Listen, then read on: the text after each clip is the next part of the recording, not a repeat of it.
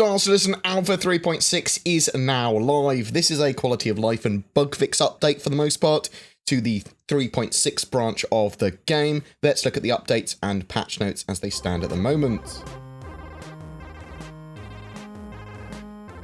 There has been a database wipe, so you do need to recreate your character, and Alpha UEC and Alpha UEC purchases have been reset, and this patch does not contain the ship rentals or 890 jump, though those are still planned for a 3.6.x branch of the game, a patch that's coming between now and 3.7. So let's have a look at the actual updates. They updated audio for the size 3 ballistic cannons and the ballista missiles. They've updated FOIP camera selection with camera mode, which includes a choice of camera resolution, frame rate, and color space. Recommended modes are marked with a little star, and modes below 320 or above 1920 are excluded currently. So a little bit of fiddling with that is required to get the best sort of possible performance out of your camera. They've added ballista class missiles to the center mass store, so you can purchase them there now.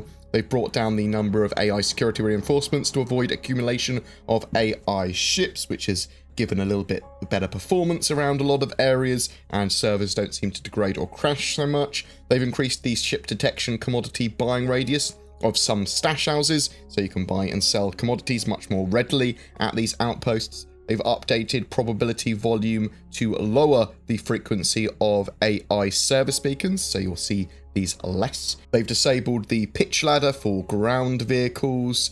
They've added HUD warning messages for security encounters. VoIP UI speaking notifications now ignore players who are out of range. They've raised the P8SC FPS weapon sight attachment point. They've updated dimensions for the Freelancer Max and Vanguard to better select landing pads and hangars, so you're not going to be put in a hangar that's too small for you. They've temporarily removed VTOL animation for the Cutlass to restore forward and reverse strafing when in hover mode. Bug fix wise, players should no longer experience a dramatic frame rate drop when in first person. Superb. That is an absolute superb fix, and in fact, sort of performance across the board is up. They fixed missing orbital markers at multiple locations. They've updated armor tagging for StarEngine so that Outlaws have a complete set. They fixed an issue causing tire trail VFX for the Ballista to not appear. All crew members of the Ballista should now have ship computer audio.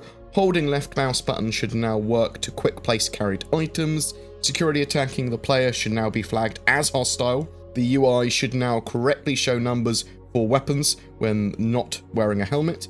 The camera should no longer appear to be inside the player's head when respawning in StarEngine.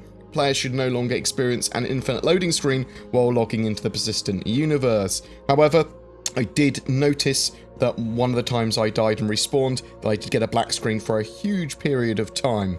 They fixed an issue causing bounty type missions to appear in the same areas around Grimhex. They fixed an issue where Wreck wasn't displaying at the top of the screen on the Arena Commander menu. Destroying an enemy ship when in the presence of security should no longer cause a crime stat, which is very, very good, especially if you're trying to grind monies. They fixed an issue where mineable asteroids could be detected at much longer ranges than intended, although it seems to have gone the other way now. They've modified shield proxy for the Reclaimer to fix sort of shield holes there. Ruto's appointment missions should no longer be offered before the player completes the prerequisite mission, although I am getting Ruto's missions all the time offered to me. They fixed an issue where missiles were not inheriting velocity. Players should no longer get stuck on a black screen after death. However, I don't know if that's 100% fixed yet. Ships should no longer be missing components on insurance claim returns. So, this is probably the most important fix of 3.6.1. I wasn't affected by it in 3.6, oddly, but I certainly haven't had any problems with it in 3.6.1. A couple of people I did see on Reddit saying that they were still having a problem with missing components on their ships, so hopefully it's more fixed than it was previously, or it might be some other outlying issues there. They've cleaned up the excess NPC and AI ships around Grimhex, which were causing lower FPS. Switching genders in the character customizer should no longer cause a skin tone mismatch. Vehicles should now be able to be repaired and restocked at Lorville and Levski. Secondary quantum travel route trump points should no longer be obstructed when traveling to a planetary body. Mission givers should now be in their correct positions and functioning, no hovering off to the left of their seats anymore. Missions should now display properly on MFD, multifunction display, and support screens. There should no longer be a floating boxing ring just outside of Lorville. Players should no longer stare at a black screen when attempting to respawn. Again, as I said, there are still some issues with that. They fixed an issue that caused ship repairs to not work when degradation was present. They fixed an issue where the pro-temp bounties would spawn inside asteroids. Players should no longer get stuck on an infinite loading screen when entering the persistent universe in general.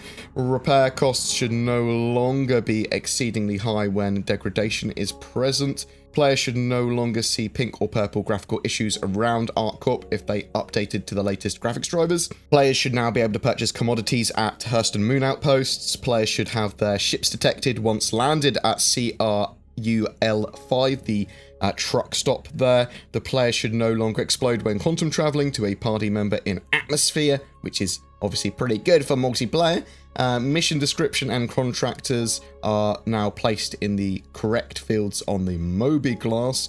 They fixed an issue causing some optics to not be sighted incorrectly. Restock should now consistently work for all ground vehicles. Lawful missions should no longer appear on Grimhex if the player has a crime stat. They fixed an issue where VoIP did not automatically connect the client back to proximity chat after disconnecting from a direct call or party chat. They removed emotes from being able to be used while you're falling, so that you can't use them to avoid falling damage. They fixed 10 client crashes, 4 server crashes, and a memory leak. There are still some known issues. Recently claimed ships should now show as locked on the Vehicle Manager app on the Mobiglass. A workaround to that is switch app and then switch back, or reopen to refresh that on the Mobiglass. 600 Eyes interior elevator and reclaimer interior doors do not open unless the ship is unlocked. The forward lift on the reclaimer sometimes has collision issues, causing damage to the player or players to fall out of it. Wheel and suspension animations are not working on wheeled vehicles properly, and VoIP may not be functioning with 3.6.1, but they are going to be putting a server-side hotfix in to fix that. The 3.6.1 patch is probably the most stable patch I've played. I can only talk for myself though, no crashes at all yet for me. This may make cargo hauling a lot less risky as well. Also, frame rates have been great for me. I have just upgraded to a 2080 Ti as well, so bear that in mind. Even around cities and built up areas as well though, it's great frame rates. The biggest potential fix here for me is getting ships spawning correctly with all their components, but as I said, that's working consistently for me, but hopefully that does for everyone else or most other people. Some of the bug fixes should make the game significantly more playable for at least a lot more people. Also, for people that were struggling with hover mode and precision landing, press right shift when in hover mode. This will lock your ship so that only strafe inputs will move you and you don't pitch up or down even if you move the sort of mouse, and you can use that to move your gimbals still and, you know, mine on planets or whatever. Perfect for my needs. And to be honest, this is actually kind of how I wanted to fly in hover mode anyway. I don't like flying like a helicopter. I don't want pitch and me pitching to move me forward and back. I just don't like that. But that's just me though. I'm sure there's lots of other people that do like it, whatever. The new options for FOIP, face over IP, allow you to set up your camera in a huge amount more detail. The additional faceware settings sort of indicate to me that we're probably getting a faceware camera at CitizenCon. You'll need to play with the settings for your camera with my C922 and my Brio, both from Logitech. I think 720p at 60 FPS actually looked the best, but it does require some fiddling, and once I've got a bit more of my head around it, I'll get a guide up on best VoIP and VoIP practices in 3.6.1, probably when VoIP is fixed. With mining, I'm having trouble finding minables so often. It seems that rocks should be detected are sort of like sometimes slow to detect. This could be some sort of like server sync issue maybe. They did reduce the range at which rocks are detected, but I think it's sort of like not detecting ones even if they're super close to you, and sometimes I have to like wait 30 seconds even though they're next to me before they appear on my HUD. The pro term and some bounty missions don't seem to work and spawn correctly. Also, some ship canopies still randomly open, which is really one of my major bugbears in the game. In fact, it's probably the bug that I hate the most and that is most annoying, because obviously I want to get pretty B-roll footage when I'm flying around, and having my canopy randomly open just looks a bit trashy. There are certainly still bugs and issues in 3.6.1, but significantly less now. I'm interested to know your thoughts if you've played 3.6.1 live. Are you enjoying it? Have you had some bugs that you were hoped fixed, or are they still persisting? Has the Alpha UBC reset obliterated your wealth? Actually, one of the reasons I don't play Star Citizen all day, every day, is because of the regular resets. But whatever you think, I'd love to hear from you in the comments below. Every month we have a giveaway. For August, we are giving away a Drake Corsair bundled with an 8-inch Fire tablet and 12 months of Game Glass. Game Glass makes software allowing you to turn touchscreen devices, like tablets and mobiles, into immersive controllers for Star Citizen. But not just Star Citizen, Elite Dangerous is getting support next, and there's plans for lots more games to support this. You can use Game Glass for free, but there are paid options as well, giving you even more functionality. Please follow the links down below to get more info or to download. I'm still also shilling for NordVPN. If you're looking for a VPN, they are very cheap and have many benefits over free services. They help protect you and your privacy online, but it also makes it easier to access various websites as well. And there's Shadow 2, giving you remote access to a Windows 10 gaming PC of your very own, so that you can effectively turn any appropriate device, your smartphone, a computer, a laptop, whatever, into this much more beefy machine. Subscription cloud services, in my opinion, are the way forward, and for some are going to be very appealing instead of sort of maintaining their own PC.